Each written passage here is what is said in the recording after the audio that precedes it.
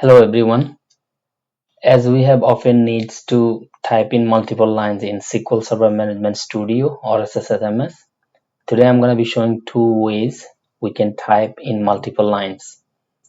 One way you can do with pressing keyboard Alt key plus Shift plus up or down arrow based on your need, or another way you can use Alt key plus Shift key plus dragging your mouse up or down based on your need. So let's take a look how it works. So I'm going to select all these four lines and I'm going to insert a bracket. See, it inserts in all four lines, and I'm going to do the same again.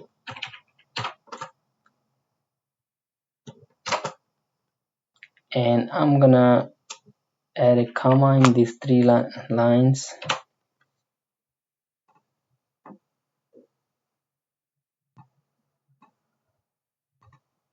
Here you go. I just inserted four rows.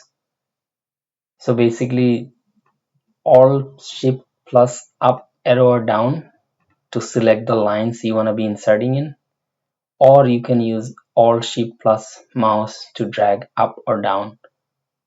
Thank you for watching.